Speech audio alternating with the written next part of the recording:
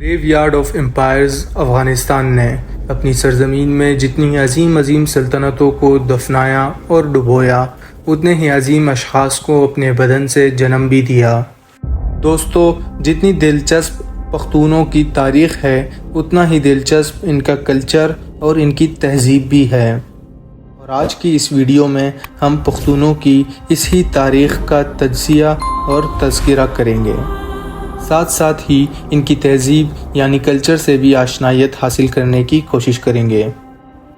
دوستو، پشتون روایات کے مطابق پشتون بنی اسرائیل کے پیغمبر حضرت یعقوب علیہ السلام کے بیٹے بنیامین کی اولاد میں سے ہیں، اور ان کا شجرہ نسب بنی اسرائیل کے بادشاہ طالوت سے جا ملتا ہے، جو حضرت داؤد علیہ السلام سے پہلے بنی اسرائیل کے حکمران تھے۔ انہی طالوت کے بیٹے ارمایا تھے، اور ارمایا کے بیٹے کا نام افغانہ تھا۔ حضرت داؤد علیہ السلام نے اس کی پرورش کی، اور حضرت سلیمان علیہ السلام نے اپنا سپہ سالار مقرر کیا۔ اس واقعے کے 400 سال بعد بابل یعنی جہاں آج عراق ہے کے حکمراں بخت نصر نے یروشلم یعنی آج کے فلسطین کو فتح کیا، اور 1 لاکھ یہودیوں کو گرفتار کر کے بابل لے آئے، اور انہی بنی اسرائیلیوں کو پھر بابل اور ایران کے مضافات میں بسا دیا۔ اس دوران دوستو، کئی بنی اسرائیلی جو کہ افغانہ کی اولاد سے تھے، وہ بابل کے قید سے بھاگ نکلے، جن میں سے بعض سرزمین عرب پر یعنی مکہ اور مدینہ سمیت کئی علاقوں میں آباد ہوئے، جبکہ کچھ اسرائیلی فرار ہو کر افغان صوبے غور میں آ بسے۔ عرب میں آباد ہونے والے بنی اسرائیلیوں نے اپنے ایک قلعے کا نام خیبر رکھا، جسے پھر بعد میں مسلمانوں نے فتح کر لیا۔ اسی واقعے پر اقبال کا مشہور شعر ہے کہ تو ہی کہہ دے کہ اکھاڑا در خیبر کس نے، شہر قیصر کا جو تھا اس کو کیا سر کس نے۔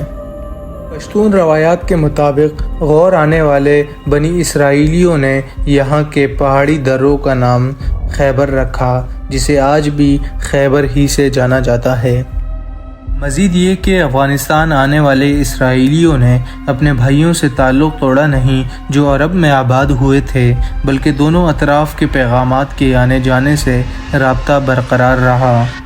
پھر جب مدینہ میں اسلام پھیلنے لگا تو حضرت خالد بن ولید کی دعوت پر غور سے پشتون سردار قیس روانہ ہوئے۔ قیس حضرت طالوت کی 37ویں نسل سے تھے۔ قیس کے ساتھ اور لوگ بھی تھے، اور ان سب نے حضور اقدس صلی اللہ علیہ وسلم میں پہنچ کر اسلام قبول کیا، اور وہاں بڑے جوش سے جہاد بھی کیا۔ کہا جاتا ہے کہ فتح مکہ یا فتح خیبر میں ان کا بہت بڑا کردار تھا۔ اس داستان کے مطابق حضور اقدس نے قیس کے نام کے ساتھ عبدالرشید کا اضافہ کیا، اور یوں قیس عبدالرشید بن گئے۔ جبکہ فتح مکہ کے بعد حضرت قیس نے خالد بن ولید کی بیٹی سے شادی بھی کی۔ روایات کے مطابق پیغمبر اسلام صلی اللہ علیہ وسلم نے یہ پیشگوئی بھی کی کہ قیس کی اولاد اس قدر زیادہ ہوگی کہ دوسری تمام اقوام پر غالب آ جائے گی۔ ان کی اسلام سے محبت اس قدر مضبوط ہوگی جس قدر وہ لکڑی جس پر بحری جہاز کو بنایا جاتا ہے۔ عربی زبان میں اس لکڑی کو بتان کہا جاتا ہے۔ بعد میں کثرت استعمال سے یہ لفظ پٹھان بن گیا۔ اسلام قبول کرنے کے بعد قیس عبدالرشید افغانستان واپس آئے۔ یہاں پر وہ اسلام کی تبلیغ بھی کرتے رہے، اور ان کا انتقال 78 سال کی عمر میں 662 میں ہوا۔ انہی روایات کے مطابق دوستو، قیس عبدالرشید کو تخت سلیمان پر دفن کیا گیا، اور آپ کے 3 بیٹے تھے، اور انہی بیٹوں سے پھر پشتونوں کی مختلف شاخیں نکلی۔ پٹھانوں کے پٹھان یا پشتون کہلوانے سے بھی ایک دلچسپ روایت ہے۔ کہا جاتا ہے کہ بنی اسرائیل سے جب قبائل افغانستان آ کر آباد ہوئے تو ان میں ایک قبیلہ بنی پخت بھی تھا۔ اسی قبیلے بنی پخت کی عزت و شہرت کی وجہ سے تمام جلا وطن قبائل کا نام پختون پڑ گیا، یعنی پخت کی اولاد۔ دوستو، ایک اور روایت کے مطابق حجاج بن یوسف کے قافلے کی پختونوں نے پشت بانی کی تھی، اور انہوں نے ہی ان کو پشتوان کہا، یعنی پشت بانی کرنے والا، اور یہیں سے یہ نام بگڑ کر پشتون کہلانے لگا۔ پشتون قوم کو دنیا کی قوموں میں قدیم اور عظیم قوموں میں سے جانا جاتا ہے۔